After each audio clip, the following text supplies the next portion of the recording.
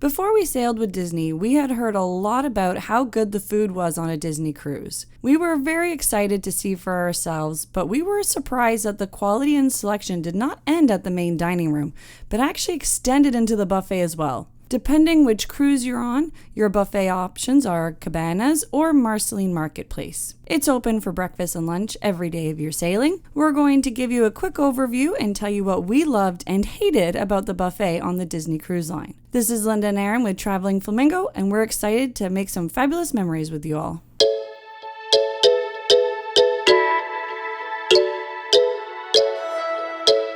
So let's get started with some facts about the buffet on a Disney cruise. The buffet is the largest restaurant on the cruise ship. You can find it on the pool deck, at the back, and it takes up a quarter of the deck. There are food stations set up on the left and right side, and they're the exact same. So if you arrive and one side is busy, walk over to the other side and see if it's a bit quieter. Regardless which ship you are on, there are 10 food stations, so you have a pretty good variety. On the Disney Magic, Wonder, Dream, and Fantasy, the buffet is called Cabanas, and it is beach themed. On the Disney Wish and the New Treasure, it's called Marceline Market, and Marceline is themed after the town Walt Disney grew up in, Marceline, Missouri.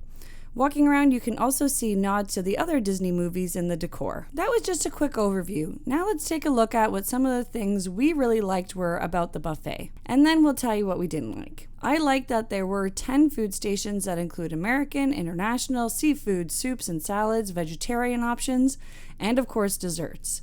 There's a good variety of food that everybody is able to find something that they like, even the most pickiest of eaters.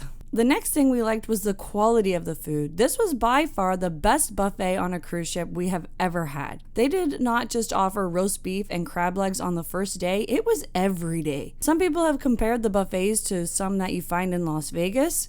I did find it equal to what you would get at Disney World at, say, a Chef Mickey's or Crystal Palace. We definitely did not get bored of the choice, and the quality was great. Another thing that we liked was the drink station. On a Disney cruise, your soda's included, and they had that at the buffet. You could choose between coffee, teas, juices, and pop. There are also drink stations just out on the pool deck, which was great as we were sailing in the summer, and staying hydrated is super important. It's also good to know that right at the entrance, there's a bar that you can get all your drink needs met. If you're looking for a fancy coffee or an alcoholic drink with your lunch, you can get it right there at the buffet. We also liked that there was outdoor seating. On a nice sunny day or when you're at port, enjoying the views while having breakfast or lunch is a great way to start the day. Having some fresh sea air, what could be better? The final thing we liked was the subtle nods to the Disney movies throughout the dining area. It was fun to walk around and see what we could find. It was almost like looking for hidden Mickeys. So those were the things that we liked. Now on to the things that we didn't like about the buffet on a Disney cruise. The first thing was the limited hours. They close between breakfast and lunch, and then after lunch they don't open again. As we had the late dinner time, it would be nice to be able to pop in there for something light around 4 or 5 o'clock. There were a couple times that we came back from exploring the port or a city, and we were looking for a late lunch, but they were already closed. On that note, the next thing another guest shared is that they didn't like that the buffet wasn't open for dinner at all. This meant if you wanted something quick or you didn't feel up to the full dinner service, there wasn't another option. However, chatting with some people, the buffet was open for dinner on other sailings, on other cruises, but instead of a self-serve buffet, you could sit anywhere and your server would come to you and it would be a table service dinner. This still doesn't help if you're looking for something quick or a quick grab and go, or if you're looking for a treat later in the evening. The next thing we didn't like was how busy the buffet was. I know, this is really common on a lot of cruises, but usually we can eat at off-peak times so it's not as busy.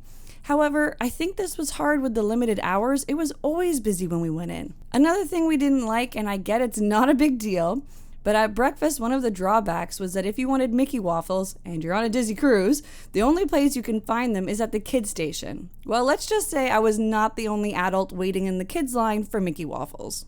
Disney is definitely a great family cruise, and there are a lot of people with kids of all ages. We sailed as 2 adults without kids, so we made a lot of use of the adult-only areas and met a lot of other adults who were also sailing without kids. Many people we met commented about the amount of kids running around.